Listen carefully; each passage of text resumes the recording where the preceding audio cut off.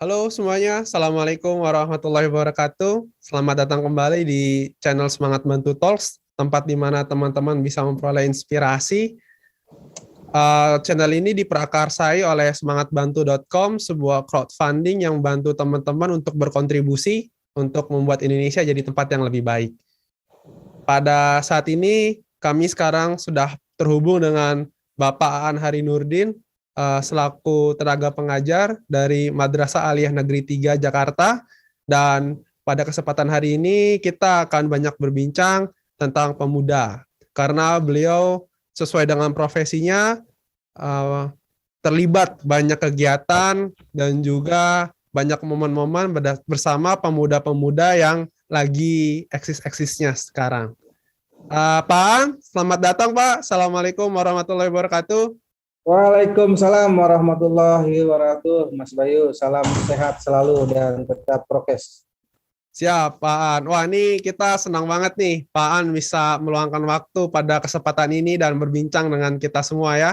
Saling juga bertukar informasi dan inspirasi terkait gimana sih caranya kita bisa buat Indonesia ini jadi lebih baik. Amin, amin, amin, amin. Terima kasih atas undangannya, Mas Bayu. Ya, Pak An.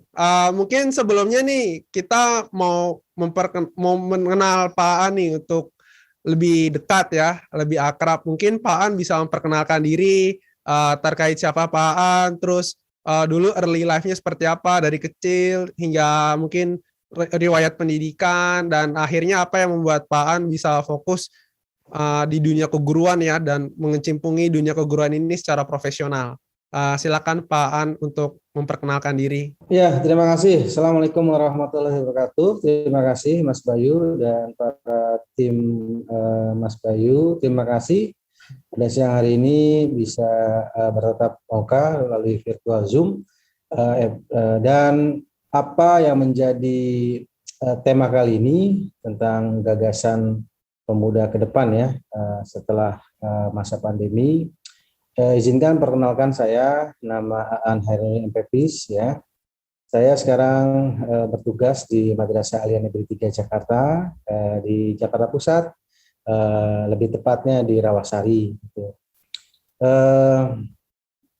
Apa yang saya lakukan tidak terlepas dari latar belakang hidup saya ya. Gitu. Yang pertama, mungkin di masa remaja kita pernah juga sering berinteraksi sesama sama umur sebaya gitu ya. Ada beberapa hal yang saya alami dalam proses hidup sampai saya ingin lebih mendekatkan, terutama membina generasi muda ya, umur sekitar 16-25 tahun. Itu masa-masa emas di mana mereka bisa membentuk karakter yang lebih baik dan menemukan identitas diri untuk mempersiapkan generasi emas Indonesia lah gitu ya. Jadi kasusnya mungkin klasik ya, banyak siswa atau remaja yang memiliki permasalahan-permasalahan secara unik, terutama bagaimana mereka mau diterima di kelompoknya ya, mau diterima di usia sebayanya gitu. Dan kadang ada yang ekstrovert, ada yang introvert, gitu, ada yang terbuka dan ada yang tertutup. Kadang pula ada yang memiliki persepsi diri yang mungkin karena banyak hal yang tidak diberikan pada lingkungannya, seperti pembinaan, terusnya konseling dan sebagainya, akhirnya memiliki persepsi diri yang kurang baik, rendah diri dan lain sebagainya. Dan termasuk diri saya pada saat itu, gitu ya. Jadi dalam hal cara berpikir, cara mengaktualisasikan diri itu karena mungkin pada masa saya masih kurang aware terhadap dunia psikologi gitu ya, dan media massa juga belum terlalu banyak. Jadi kita hanya bersumber pada guru-guru yang memang secara formal maupun non formal kita hadir secara fisik gitu ya, gitu. Oleh karena itu di usia SMP saya mencoba untuk mencari identitas dengan berorganisasi, dengan melakukan baik di sekolah maupun di lingkungan, akhirnya menemukan hal-hal yang baru itu. Setelah SMA juga sama, berorganisasi di tingkat rohis, di tingkat paskibra. Nah, lebih mengesankannya saya kuliah S1 di IKIP Jakarta, sekarang Universitas Negeri Jakarta, bertemu dari berbagai wilayah ya, berbagai daerah ya, yang membuat saya secara pribadi mengenal karakteristik dari teman-teman di mahasiswa. Dari Jawa, ada yang dari Sumatera dan lain sebagainya. Itu memperkaya khasanah saya terhadap berbagai kultur yang ada di teman-teman. Lalu bergabung di dunia organisasi kemahasiswaan dengan masuk ke Hima, terusnya masuk ke Fodim, LKM, terus masuk ke MPM dan lain sebagainya. Nah, dari situ muncul juga sebuah keyakinan bahwa hal yang terbaik untuk kita bina, hal yang terbaik untuk kita punya harapan kepada bangsa ini adalah di pundak para pemuda gitu. Karena ini menjadi cikal bakal potensi yang tak terbatas yang mereka miliki, dengan catatan kita harus mengarahkan dan membimbing ke arah yang lebih baik sesuai dengan minat dan bakat mereka. Masuk ke dunia kerja pun saya lebih memilih ke bidang-bidang yang proses pembinaan ya. Saya diberikan amanah wakil bidang kesiswaan ya, sudah lama bertahun-tahun jadi pembina OSIS gitu ya, dan juga pernah beberapa menjadi awalnya wali kelas dan sebagainya. Terutama saya berorientasi kepada pembinaan karakter anak-anak remaja gitu.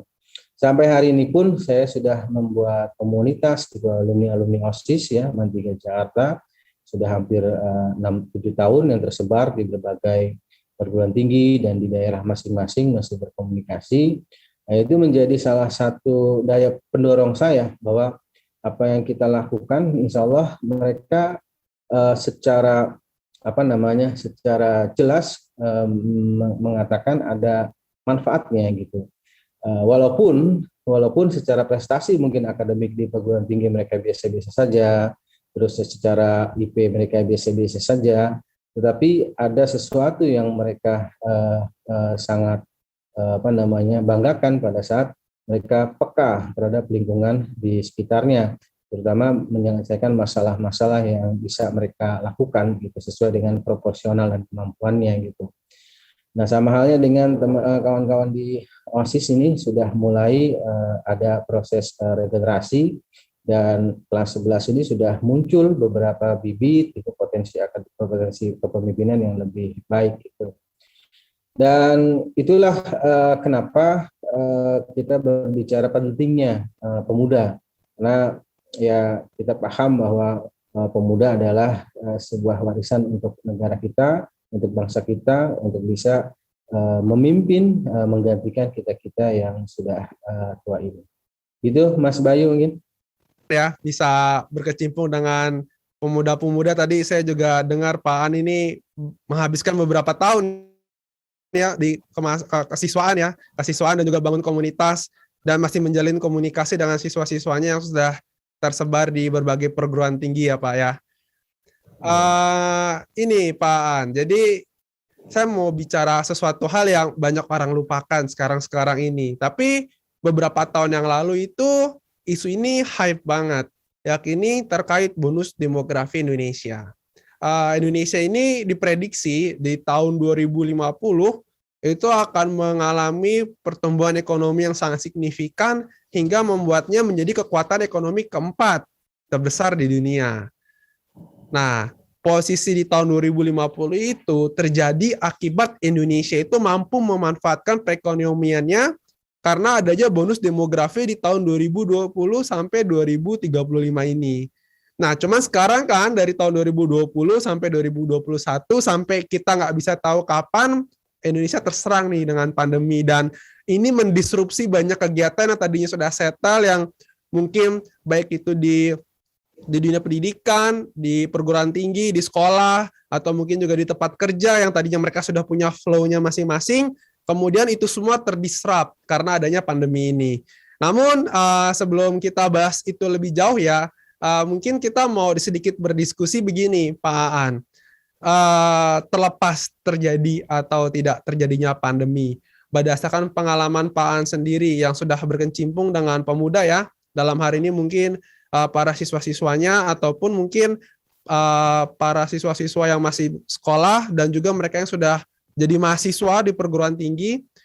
Nah, Pak An bagaimana pandangannya? Apakah keadaan pemuda-pemuda Indonesia zaman sekarang itu layak diamanahkan beban besar dalam tanda kutip memajukan perekonomian Indonesia di masa depan seperti mungkin beban-beban pemuda di masa lalu walaupun bentuknya beda ya. Kalau di masa lalu kayak almarhum Slamet Riyadi dia jadi panglima perang, jadi pimpinan perang yang menaklukkan kota Solo kayak gitu. Nah, gimana kira-kira Pak An? Apakah pemuda-pemuda sekarang itu mampu atau layak secara kognitif maupun afektif ataupun kemampuan psikomotorik mereka untuk mengemban tanggung jawab di masa depan? Oke, terima kasih Mas Bay, luar biasa ini. Ini hal yang sangat antusias untuk kita diskusikan karena berbicara pemuda dan tantangannya ke depan ya, terutama tantangan terhadap bagaimana Indonesia ke depan. Yang pertama berbicara bonus demografi. Alhamdulillah sudah hampir 7 sampai 10 tahun yang lalu sebetulnya kita diingatkan dengan populasi kita yang cukup pesat ya, perkembangannya ya. Lalu kita disajikan sebuah data, ternyata populasi yang pesat itu tumbuhlah generasi muda gitu ya, umur usia muda. Dan ini secara sains, secara keilmuan ini kita setuju bahwa itu sebagai bonus ya. Artinya usia yang produktif yang bisa menopang sendi-sendi dari kehidupan berbangsa dan bernegara ya. Walaupun kita tidak bisa memetakan apakah yang lebih tua ketika populasinya meningkat itu bukan bonus atau gimana, yang jelas secara sains keilmuan kita merasakan ketika populasi meningkat di usia muda ya logika dasarnya bahwa mereka produktif gitu kan, mereka harus produktif, punya tenaga booster yang tinggi dan ya, punya rentang kesehatan yang cukup untuk melakukan kerja-kerja produktif gitu. Pertanyaannya cukup menarik ya, apakah anak muda sekarang siap gitu ya mewarisi untuk tampuk kepemimpinan atau estafet kepemimpinan bangsa kita. Persoalan siap dan siap memang sebuah keniscayaan harus siap ya, karena ini sebuah waktu yang tidak bisa berputar gitu ya. Jadi usia muda itu harus mereka tanamkan bahwa mereka sebagai pewaris dari bangsa yang besar ini. Nah, hanya saja kita yang kalau mau dianggap generasi yang sudah lewat dari muda, walaupun kita punya jiwa muda gitu ya, ini menjadi salah satu momen ya, mungkin dalam sosialisasi ini atau podcast ini menjadi sebuah momen bahwa kita mengingatkanlah semua gitu, semua ini tidak hanya pemimpin formal, baik pemimpin non formal maupun kita, baik sebagai tokoh maupun anggaplah warga negara biasa, harus peduli terhadap pemuda gitu, harus peduli terhadap pemuda, karena inilah salah satu moto terbesar dalam setiap organisasi. Kita harus memberikan generasi yang lebih hebat dibandingkan generasi kita gitu. Jangan sampai kita sangat pelit, jangan sampai kita sangat picik untuk tidak menjadikan generasi sebelum kita atau sesudah kita menjadi generasi yang lebih hebat. Nah, hal yang saya lihat ini ada sebetulnya bukan sebuah kelemahan pandemi, malah sebuah momentum stimulan untuk mempercepat kesadaran bahwa pemuda itu harus sudah siap gitu ya.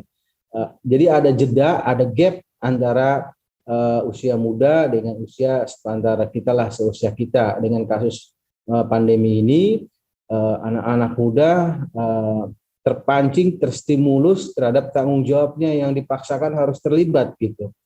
Kenapa saya bilang begitu? Ya karena masa pandemi walaupun terdisrupt dengan berbagai kenormalan, akhirnya kita masuk ke dunia digital.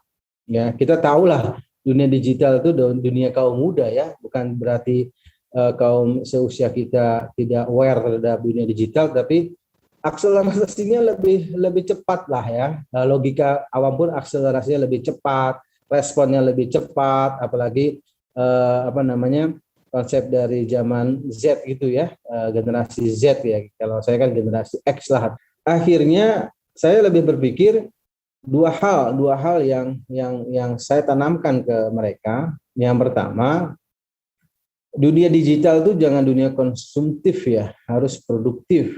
Apapun dalam bentuk ATM ya, amati, tiru dan modifikasi, tapi setidaknya minimal standarnya itu. Gitu. Jangan sampai kita hanya konsumtif, terusnya melakukan hal-hal yang normal tanpa ada kreativitas dan produktivitas di dunia digital. Yang jelas peran pemuda sekarang ini harus lebih cerdas dan smart dalam bidang digitalisasi. Itu yang pertama, karena dengan itu maka pintu tuh akan terbuka lebar. Ibaratnya melihat dunia, melihat kesempatan, opportunity, melihat peluang, ya, melihat beberapa hal yang mungkin terbatas dengan di luar dunia maya. Gitu. Karena dengan digitalisasi ini kita banyak sekali sumber informasi yang mau atau tidak mau kita terima, gitu. Nah itulah yang menjadi nanti skill kedua. Bagaimana yang pertama tadi kita harus aware dan peka dan smart terhadap dunia digital anak muda ini. Yang kedua, kita tidak hanya fokus ke dunia digitalnya, kita tidak hanya fokus ke teknologinya, tetapi masing-masing punya skill, punya kekhususan dalam bidang yang menurut anak generasi muda itu punya spesial. Misalnya contohnya, anggaplah dunia remaja ingin tetap menjadi guru gitu. Guru misalnya guru fisika. Ya, dia harus betul-betul paham dengan digitalisasi terhadap pendidikan. Harus paham, harus mengikuti trennya, harus mengikuti update-nya. Nah, selanjutnya dia harus juga paham betul bagaimana karakteristik dari materi-materi fisika yang update terhadap dunia digital, yang update terhadap secara umum di dunia gitu. Karena kita tidak lagi berbicara Indonesia, apalagi Jakarta, kita berbicara dunia. Akses seluruh pendidikan tidak hanya di kelas-kelas atau tidak hanya di papan tulis sekarang, tetapi akses informasi tak terbatas gitu di belahan dunia lain. Siswa bisa ngebuka, siswa bisa memilih informasi mana yang menurut dia bermakna bagi dirinya. Kalau guru atau dunia remaja yang ingin jadi guru, apalagi misalnya guru fisika, dia tidak memahami konten-konten yang di luar batas belahan dunia ini, maka dia akan tertinggal. Dia akan dilewati, di skip saja oleh siswanya, maka siswanya sendiri tidak akan memiliki sebuah motivasi dalam proses belajar. Nah, gitu. Jadi bagaimana satu peran digitalisasi itu kita kuasai, anak muda ini harus dikuasai, kayak ya semacam aplikasi-aplikasi yang sederhana harus mereka kuasai dari sekarang. Nah, pengembangannya ke skill masing-masing. Ada yang ingin menjadi guru, ada yang ingin menjadi dosen, ada yang menjadi kontraktor macam-macam ya, dokter dan sebagainya. Semuanya wajib ke digital. Jangan sampai digitalnya hebat, ini banyak kan digitalnya hebat, tingkat teknologinya bagus, tapi nggak paham apa yang mereka ingin sajikan secara konten gitu. Mereka bisa aja madrasah aliyah negeri Jakarta punya passion sebagai pendakwah gitu ya, pendakwah. Nah, pendakwah ini harus ditopang dengan pemahaman digital. Karena dengan digital ini udah luar biasa, tidak perlu tersekat-sekat lagi bagaimana memberikan strategi berdakwah secara online gitu ya. Tapi kalau digitalnya hebat tapi skillnya dia ingin berdakwah secara keislamannya kurang, maka akan kalah dan akan terlewat gitu dengan beberapa ikon-ikon atau person-person dari belahan dunia lain gitu ya, yang bisa ada terjemahan dan sebagainya. Jadi saya meyakinkan itu dua hal. Jadi hal pertama, jangan alergi terhadap dunia digital. Sudah selesailah berbicara bahwa HP perlu atau tidak perlu, aplikasi kalau dulu zaman online kan, zaman offline kan, ini HP nggak perlu dipegang anak usia sekian. Kalau udah selesai semuanya megang HP karena diharuskan megang HP dari SD, SMP, SMA, kuliah semua megang HP, dan orang tua sudah tidak lagi bisa melarang karena semua proses megang HP. Itu satu. Nah, cuman bagaimana proses pembinaannya kan gitu. Yang kedua, semua harus berbicara skill yang spesial, yang khusus. Kita tidak bisa harus berbicara ke seluruh soft skill, tapi kita harus memfokuskan apa skill yang sesuai dengan potensi dan minat masing-masing. Itu Mas Bayu mungkin ya. Ya, menarik ya Pak An. Jadi memang pandemi ini membuat orang semuanya pindah ke digital. Mungkin satu sisi itu jadi hal yang positif karena dunia digital itu kan dia basically it's borderless world kayak gitu. Kalau sekarang mungkin dulu lah ya, dulu orang kalau mau belajar, mau cari ilmu itu mesti pergi jauh, lama-lama mempertaruhkan hidup. Jadi kalau sekarang ya tinggal ketik aja, terus dapat informasinya.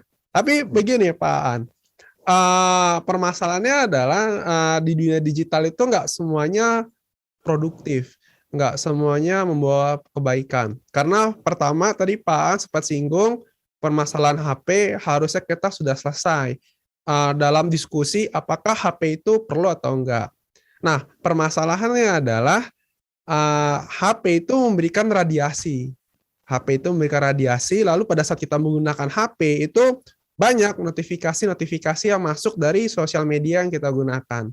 Nah, mengutip penelitian dari Daniel Goleman, salah satu psikologis dari United States, itu dia bilang kalau hari ini tuh atensi itu harganya mahal karena setiap detik hidup kita itu diganggu sama sosial media. Nah, apakah akhirnya ini menjadi suatu masalah karena kita belajar di sana tapi juga kita diganggu di sana, atau sebenarnya itu adalah hal yang lumrah dan orang pada akhirnya akan beradaptasi suatu saat nanti Pak An. Gimana Pak An pandangannya?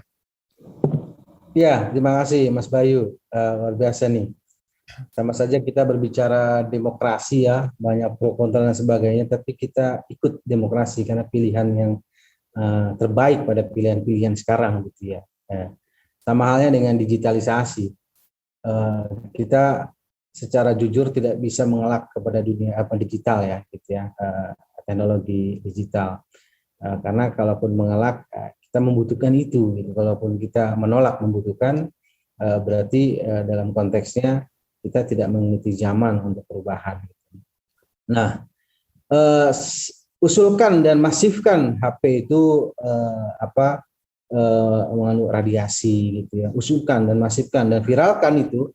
Saya sewaktu artinya secara mestakung alam semesta mendukung, pasti akan ada awareness ya, perhatian kepada para produsen, dan produsen itu lebih memahami betul kebutuhan dari customernya, maka menciptakanlah HP-HP yang anti radiasi, bisa saja gitu dengan radiasi yang tidak bocor ya, frekuensi dan sebagainya.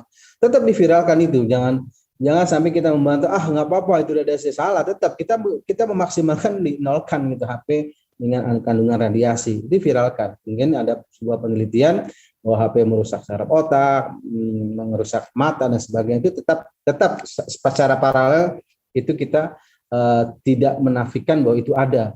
Nah, ketika kita viralkan, insya Allah produk-produk teknologi akan lebih maju, kan akan tidak kita pikirkan, mungkin tidak berbentuk gadget lagi tapi virtual gitu ya, kita nggak ngerti ya, pakai augmented reality dan sebagainya, kita sudah ke arah sana gitu.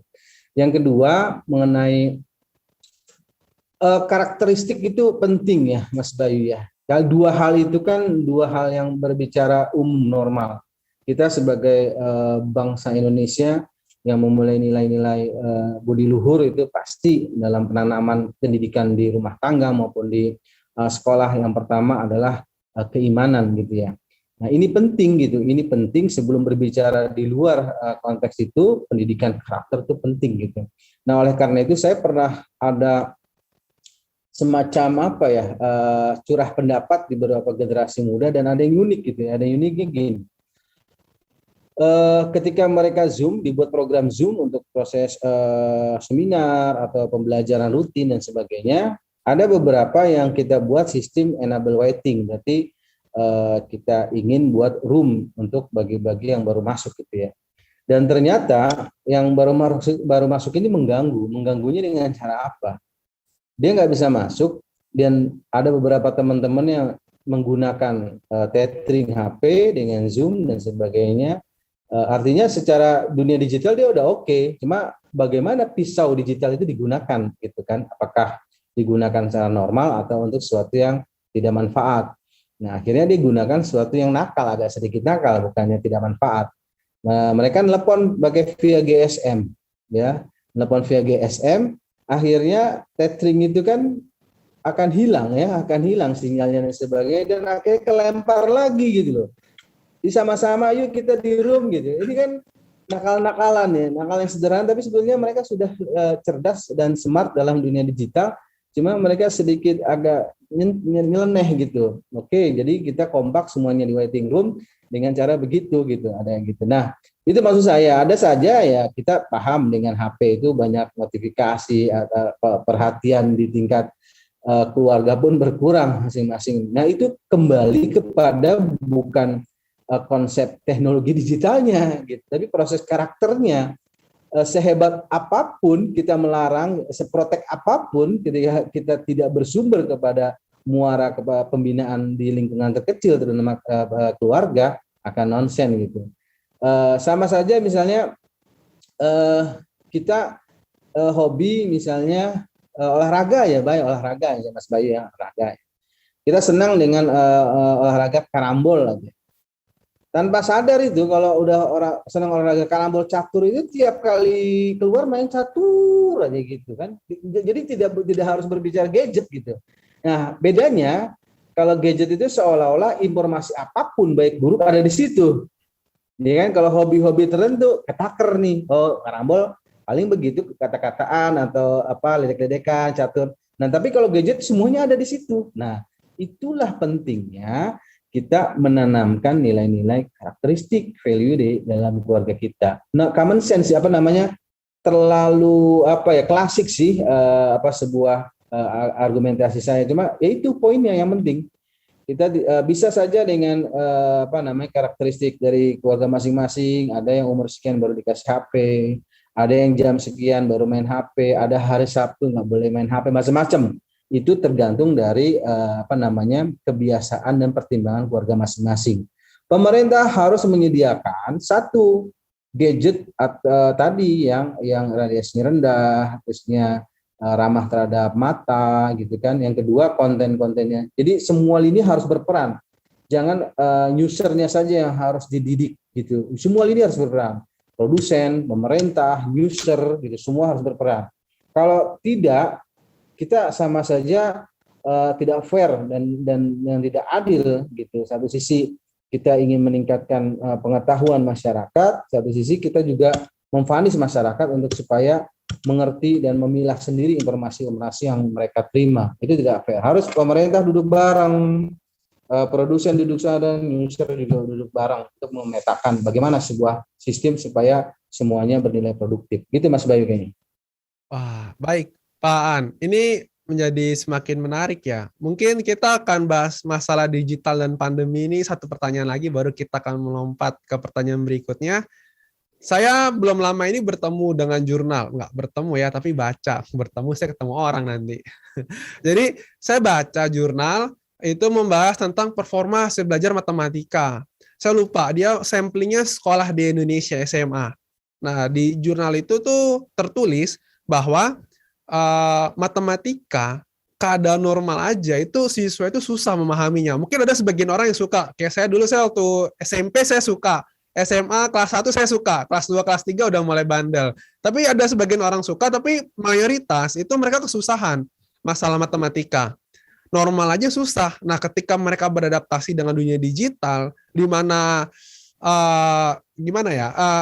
keterkaitan gitu ya, atau bonding secara emosi antara guru dengan murid itu kurang, terus juga secara atmosfer nggak semua rumah itu layak untuk belajar keadaannya. Nah, itu membuat siswa memahami matematik lebih sulit lagi ketimbang pada saat normal. Permasalahannya adalah kalau kita ngacu kepada, saya lupa, kalau nggak salah dari Bloomberg. Jadi ada namanya istilah 21st century skill. Ya, salah satunya itu menuntut kemampuan orang untuk bisa melakukan penyelesaian terhadap persoalan matematika. Saya nggak tahu, banyak faktor lah ya, karena matematika itu mengasah logika, karena matematika itu mengajarkan kita memahami suatu hal yang abstrak, kemudian mencari jalan keluar dari hal yang abstrak itu. Tapi itu butuh lah gitu. Gimana ini Pak An? Pada saat normal kita susah catching up dengan pelajaran tertentu, lalu kemudian pada saat pandemi ini lagi jadi lebih sulit, sementara pelajaran itu menjadi kebutuhan atau bisa juga dikatakan sebagai keharusan untuk menyongsong hari esok. Pandangan ya Pak An? Oke, makasih Bay, luar biasa. Ini pertanyaan seluruh kawan-kawan sedunia mungkin ya, gimana apa keterisian aktivitas kita di masa pandemi yang notabene jelas sangat kurang punya nilai makna yang lebih dibandingkan normal. Yang pertama gini, kita mengakui lah bahwa masa pandemi ini membuat proses apapun menjadi kurang gitu ya. Ada beberapa gitu, tidak semua, ada beberapa. Ada beberapa juga aktivitas yang memang lebih bagus dan lebih cocok dengan online gitu ya. Kita baru menemukan itu gitu ya. Efisien, efektif gitu ya. Ada hal-hal tertentu yang lebih cocok dengan sistem online.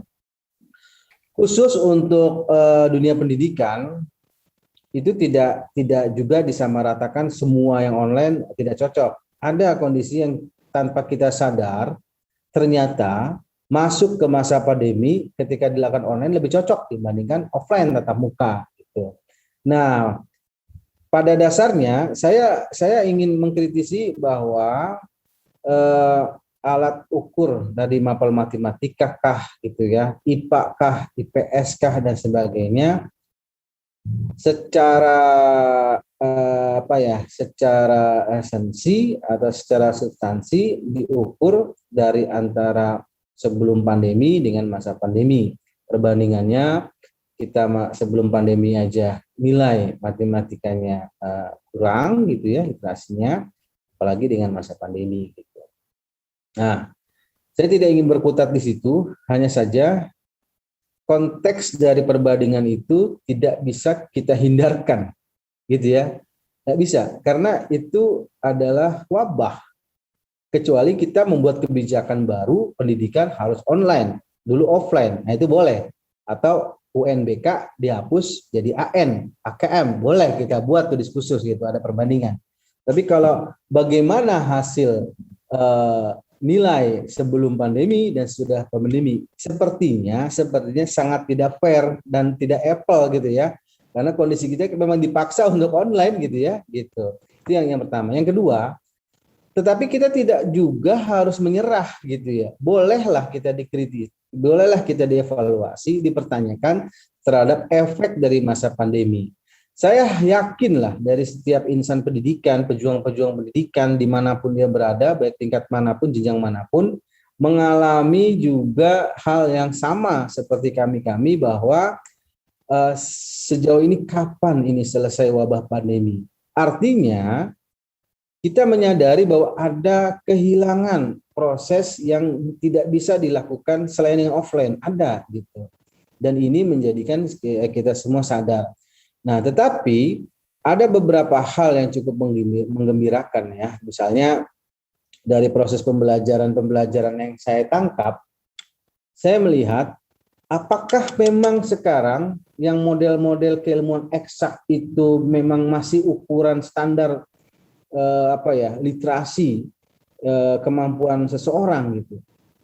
Saya lebih kepada ya tadi, apakah bisa manusia itu atau person itu memiliki acceptable proses bisa menyesuaikan secara cepat dan bisa menemukan tool yang tepat gitu. Nah, menyesuaikan dengan menemukan tool yang tepat itu sudah penalaran luar biasa gitu Mas Bayu. Kayak orang main game nih, ini mau senjata ini, mau beli ini, saya mau deposit ini, itu udah matematik sebetulnya. Saya lihat dari beberapa gamer gitu ya, anak-anak. Ada juga yang berbicara, saya mau buat PPT. Saya ngelihat resume ini, lalu dia mengkombinasikan, memodifikasi, terus membuat sebuah PPT atau tulisannya mereka masing-masing. Itu sebuah solusi. Jadi tidak lagi diukur oleh konsep numerik gitu ya, matematika, pizza dan sebagainya. Kalau hemat saya pikir. Nah, apa yang menjadi dasar bahwa itu sebagai ukuran dari sebuah tingkat indeks dari mutu gitu pendidikan kita gitu. Yang kedua, karena pandemi ini menjadikan kita mayoritas online karena memang kebijakan pemerintah, maka sudah banyak variasi, sudah banyak strategi dari berbagai dunia pendidikan dan menemukan keunikannya sendiri, menemukan jalannya sendiri gitu Mas Bayu, tanpa meninggalkan kompetensi yang ditargetkan, kompetensi yang dituju. Misalnya contoh, saya sebagai guru fisika, secara real nggak mungkin kita membuat sebuah praktek gitu secara virtual gitu. Tapi akhirnya kita buat terobosan ya tidak berskala lab gitu ya, mungkin dengan alat peraga yang ada di lingkungan masing-masing. Karena kalau kita paksakan mereka membuat skala lab yang harus memiliki alat-alat seperti lab ya yang sudah terstandarisasi, maka masuk lagi ke masalah finansial gitu, masalah daya beli dari orang tua kita. Akhirnya kita modifikasi hal-hal yang bersifat dunia praktik untuk kita coba pendekatannya tidak harus ragam lagi gitu ke masalah lingkungan mereka sehari-hari gitu. Itu kita coba dan ternyata lebih punya antusiasme walaupun tidak semua bisa mendekati secara teoritis, tapi mereka minimal mengenal atmosfer, mengenal pendekatan untuk konsep-konsep tertentu. Dan itu dilakukan melalui virtual. Kita monitoring, CCTV gitu, kita monitoring, kita evaluasi, dan tidak juga dibatasi waktu ternyata Mas Bayu ya, beda dengan offline gitu ya. Nah ini cukup menarik. Ada beberapa hal yang bisa menjadi daya tarik dengan online. Karena mereka nggak bisa protes pada saat ini karena memang dipaksa online. Kecuali pada posisi dia offline, kita tetap buka. Kita mau nge-zoom, gaya-gayaan, mendingan ketemu aja Pak, katanya kan, mendingan ke sekolah aja lah Pak, gitu kan.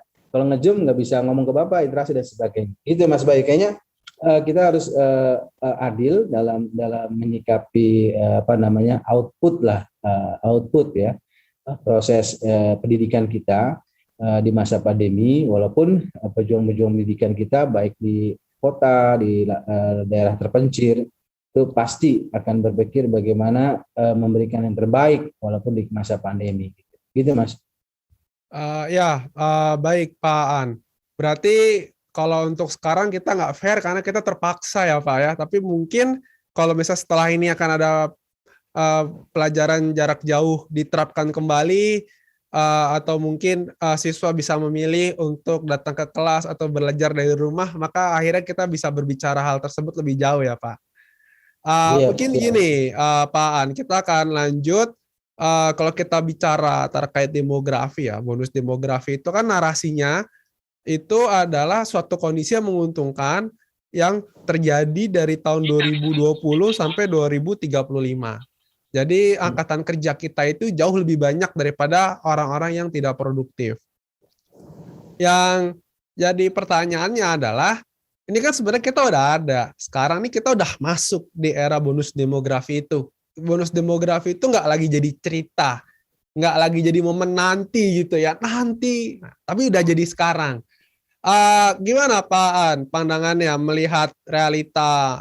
Mungkin memang karena Pak An di Jakarta ya, saya nggak tahu apakah Pak An juga observe ke beberapa tempat selain di Jakarta, karena kan ada beda kualitas antara Jakarta dengan beberapa daerah kayak gitu.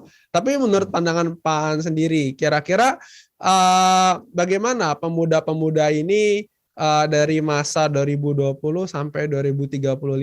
Kira-kira mereka apakah punya suatu kualitas yang bisa jadi modal untuk bersaing hingga akhirnya di 2050 Indonesia jadi perekonomian keempat terbesar di dunia. Terus kemudian dari pemerintah atau dari sekolah ataupun juga dari keluarga, apa yang bisa dilakukan untuk menjaga tumbuh kembang kualitas para pemuda sehingga di momen-momen 2020 sampai 2035 ini keunggulan itu tidak berlalu begitu saja, Pak An. Oke, terima kasih Mas Bayu. Sebetulnya ini diskusi tentang bonus demografi itu relevan dengan bagaimana master plan ataupun rancangan dari pemerintah terhadap khususnya dunia pemuda ya, di bidang pendidikan, di bidang ekonomi kreatif, di bidang sosial, macam-macam, di dunia tenaga kerja. Kalau saya tidak bersifat penelitian tapi pengamatan pribadi gitu ya Mas Bayu, satu sisi saja di dunia pendidikan, akhirnya kita belum maksimal untuk berbicara apakah kita siap di 2020 sampai 2035 untuk menikmati hasil di Indonesia Emas 2045 sampai 50. Kayaknya masih banyak PR di dunia pendidikan, masih tertinggal jauh Mas Bayu. Ya, kalau berbicara pendidikan saja, ya dari awal input kita PPDB kita tidak bisa melayani untuk semua masyarakat belajar itu belum. Masih ada kejar paket gitu ya, masih ada macam-macam. Untuk memberikan seluruhnya beasiswa bantuan pendidikannya kita belum. Apalagi di luar konteks yang pendidikan formal Mas Bayu. Bagaimana BLK, bagaimana dunia kreativitas ya kan, bagaimana konsep kesehatan dunia remaja, itu luar biasa Mas. Jadi kita tidak bombastis bahwa itu hebat bonus demokrasi, tapi persiapan secara infrastruktur dan sarana kita tidak memadai.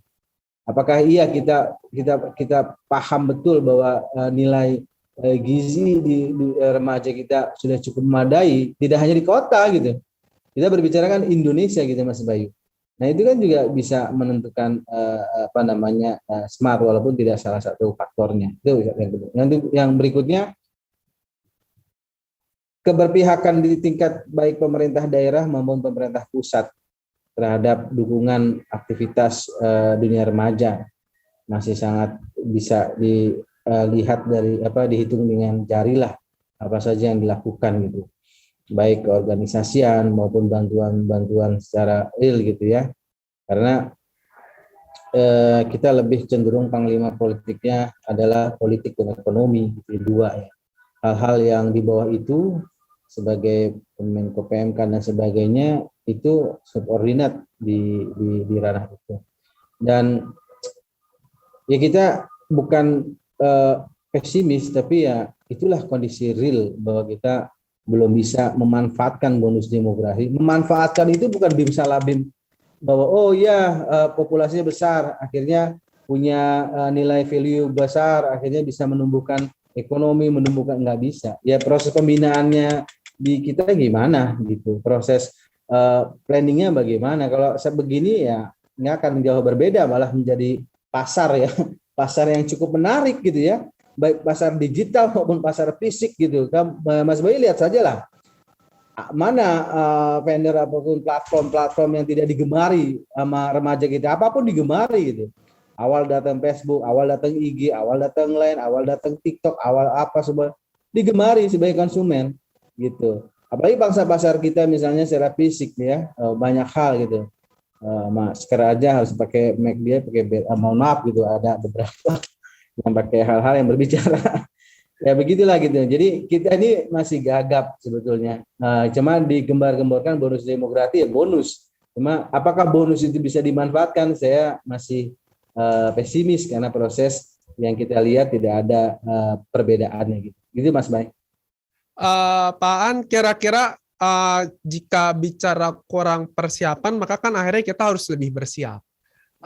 Menurut kacamata Pak An sendiri nih, selaku tenaga pendidik ya, ataupun juga sebagai individu yang kehidupannya terikat dengan masyarakat, gimana pandangannya Pak An nih dalam mempersiapkan? Apakah yang dilatih itu sebenarnya adalah kemampuan kognitif, berarti sifatnya pendidikan formal ya, bagaimana akhirnya mereka bisa perform di sekolah, lalu bagaimana akhirnya mereka bisa melanjutkan ke perguruan tinggi, atau mungkin mereka bisa lebih dari jenjang strata 1 ya, dan kalau bisa memanfaatkan program pemerintah kayak sekarang nih ada LPDP, bisa memanfaatkan itu dan mengirim beberapa yang bukan beberapa ya, kalau bisa sebagian besar yang generasi-generasi terbaiknya ke luar negeri. Apakah hal seperti itu yang perlu dipersiapkan, Pak An?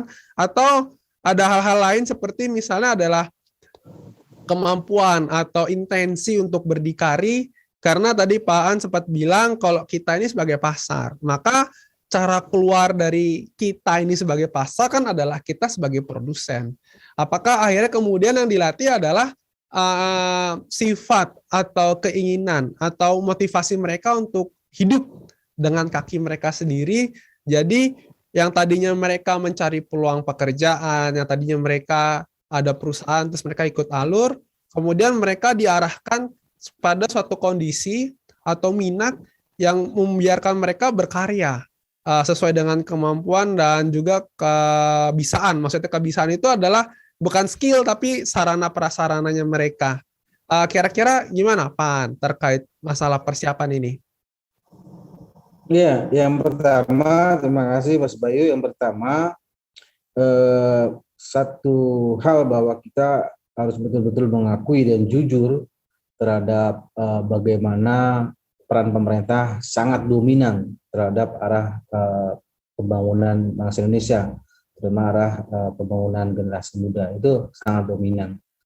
Walaupun orang berbicara secara umum bahwa semua harus bertanggung jawab dan ikut bertanggung jawab, tapi dominannya adalah pemerintah. Dalam hal kesiapannya, karena dominannya pemerintah, kita berbicara untuk penyiapan SDM gitu ya, generasi muda untuk siap berkompetisi di dunia manapun.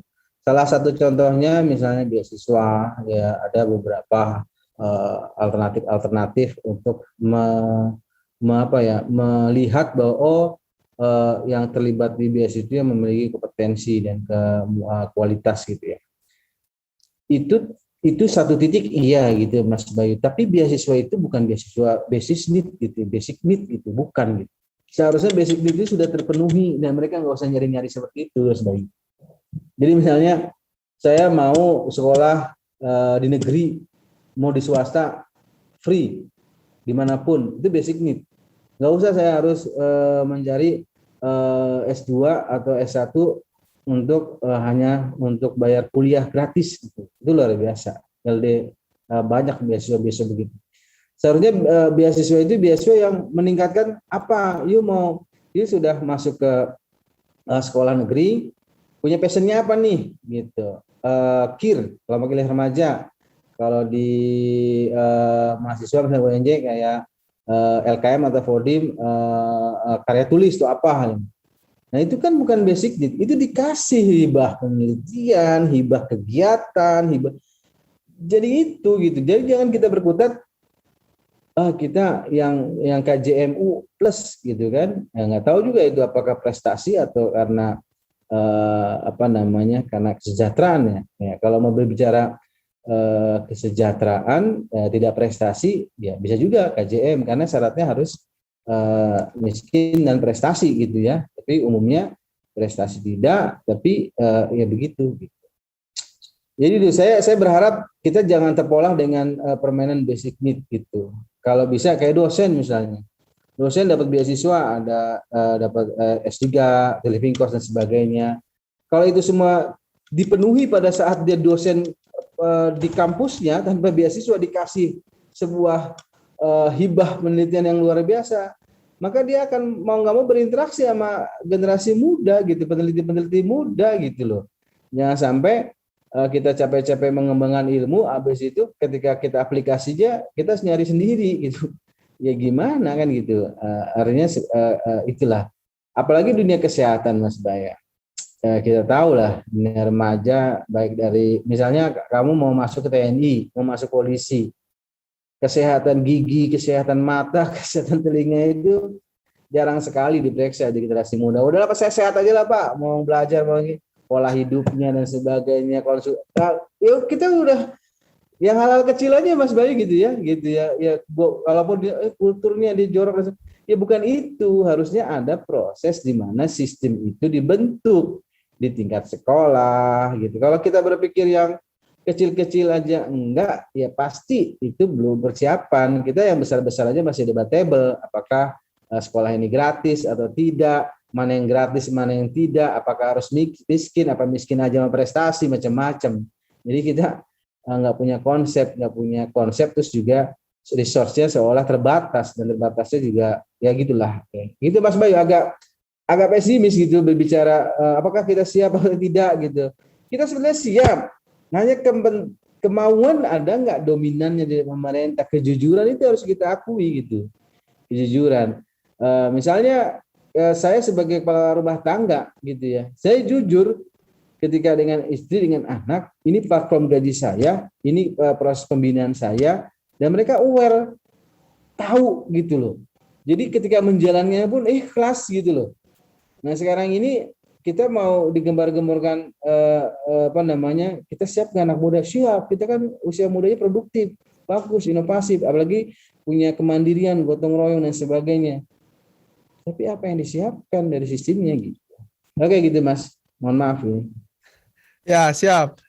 Pak An. Jadi itu kan jawaban yang lebih kepada pendekatan top to bottom ya, top down gitu ya. Jadi bagaimana pemerintah selaku penyelenggara negara ya bisa memberikan semacam fasilitas, konsep dan juga sistem yang mengakomodir masyarakatnya. Tapi Pak An, kalau bicara dari apa yang bisa kita lakukan selaku unsur masyarakat sendiri kayak gitu, karena pemerintah mungkin let's say misal urusannya banyak kayak gitu. Apa yang kira-kira bisa bahu membahu lah untuk menyiapkan ini? Apa yang bisa secara individu atau mungkin bahkan let's say misalnya karena semangatbantu.com ini adalah semacam lembaga crowdfunding ya yang memberikan program mengakomodir kebutuhan masyarakat. Kira-kira apa yang bisa dilakukan dan mengisi kekosongan-kekosongan sehingga momentum yang bisa jadi cuma terjadi sekali ini tidak terbuang percuma, Pak An? Ya, makasih baik.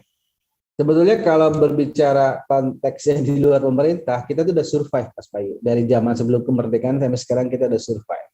Masyarakat kita sudah kuat dan aware sebetulnya. Nggak usah bilang bahwa ketahanan pangan, kemandirian, kita sudah mandiri sejak zaman dulu gitu.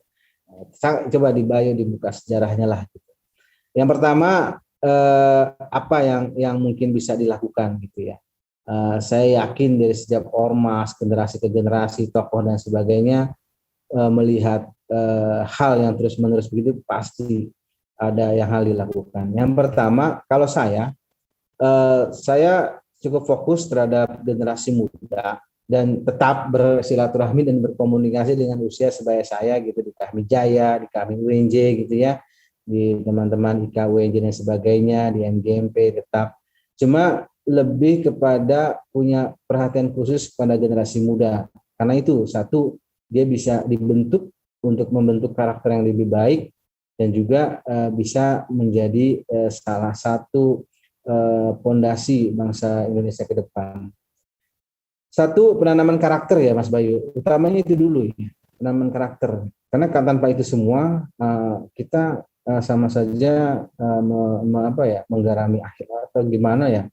Intinya sangat mubazir kalau kita pertama tidak menanamkan karakter, minimal karakter tanggung jawab, disiplin lah gitu ya, secara khusus ya karakter. Yang kedua, ketika sudah kita membina karakter, banyak caranya, banyak metodenya. Yang kedua, kita melihat mengamati sebetulnya apa passion mereka, apa keinginan aspirasi mereka gitu. Kita buat komunitas itu. Nah, passion dan aspirasi mereka harus nyambung dengan juga passion apa yang kita mau punya gitu ya. Jangan sampai dipaksakan kita nggak memahami apa-apa, kita memfasilitasi nggak akan maksimal gitu. Passion kita apa? Kalau passion kita agak sedikit nyambung misalnya, oke, kita jalankan, kita fasilitasi itu gitu. Saya punya binaan, kebetulan dia mahasiswa IPB, sekarang sudah beternak kelinci ya, satu kelinci di daerah Pekalongan. Jadi gini Pak An, kita kan menghadapi bonus demografi nih, dan Pak An kan sebenarnya cukup tadi bisa dibilang menyatakan banyak PR lah gitu dalam tanda kutip, berarti antara percaya nggak percaya nih kayak gitu. Apakah menurut Pak An target Indonesia itu bisa memanfaatkan bonus demografi dan bisa jadi negara yang besar di tahun 2050 adalah suatu hal yang realistis karena ya Indonesia bisa, atau sebenarnya itu adalah angan-angan yang jauh, Pak An? Ya, yang pertama, saya sebagai warga negara yang baik harus optimis. Dan saya pribadi juga harus optimis, Mas Bayu. Apa yang kita lakukan sesuai dengan proporsi kita ingin menuju goal ke sana semua. Kalau kita semua memahami itu semua. Nah, secara real, apakah memahami itu semua masyarakat kita, tokoh kita, pemerintah kita, tokoh-tokoh yang lain kita, kan belum tentu. Apalagi kondisi proses demokrasi kita menurut versi saya yang semakin dalam hidden agendanya ada oligarki gitu. Itu menjadi sebuah pesimistis yang real gitu ya. Ke depan yang mesti kita lakukan, kita selalu menjadi influencer ke beberapa lingkungan kita, teman kita gitu, terus terutama ke generasi muda. Seharusnya kita ambil tanggung jawab untuk mewujudkan generasi muda yang siap berkompetisi, siap memiliki inovasi, kreasi gitu, untuk disiapkan di 2045-2050 untuk menjadi pemimpin bangsa yang besar dimanapun levelnya gitu ya. Karena tanpa itu semua ya tadi banyak variabel-variabel yang bisa menjadikan kita stuck gitu ya. Stuck itu bisa saja kita maju tapi lebih maju akselerasinya negara-negara yang lain dibandingkan kita. Ada kemajuan memang ada, kita terasa, tapi tidak lebih maju dari negara-negara yang lain. Nggak usah terlalu jauh lah, negara Asia saja kita belum sampai bisa menyamai itu dari tahun kemerdekaan sampai sekarang belum bisa menyamai. Dunia pandemi pun, masa pandemi pun kita sudah berkaca di Asia bagaimana cara penanganan dan sebagainya. Apalagi hal-hal yang tanpa kita sadari proses yang kurang aware lah untuk menyiapkan generasi muda. Itu Mas Bayu. Oke, baik Pak An. Terima kasih Pak An atas waktunya pada kesempatan ini. Kita berharap nanti ada kesempatan lagi untuk bincang-bincang. Mungkin bisa jadi di topik yang sama atau kita akan berbincang di topik yang berbeda. Oke, Pak An, terima kasih sekali atas kesempatannya. Berikut. Ya, sama-sama Bayu. Makasih. Mohon maaf jika ada hal yang kurang pas berkenan, dan tadi izin ada beberapa mungkin kalimat yang cukup lugas dan keras, ya itulah dari pribadi saya. Mudah-mudahan bisa dimaklumi. Terima kasih Mas Bayu dan kawan-kawan semua. Ya, baik Pak An dan juga para kawan Semangat Bantu. Demikian pembicaraan kita dengan Bapak An Hari Nurdin selaku tenaga pengajar dari Madrasah Aliyah 3 Jakarta. Perlu teman-teman ketahui bahwa podcast Semangat Bantu Talks ini dilaksanakan oleh semangatbantu.com, sebuah platform crowdfunding yang membuat teman-teman bisa berkontribusi untuk membuat Indonesia jadi lebih baik. Silakan main-main ke situsnya dan barangkali ada program-program yang menurut teman-teman bermanfaat, yang menurut teman-teman sejalan dengan visi teman-teman bisa bantu dan kontribusi di sana. Terima kasih semuanya. Demikian kami akhiri. Wassalamualaikum warahmatullahi wabarakatuh.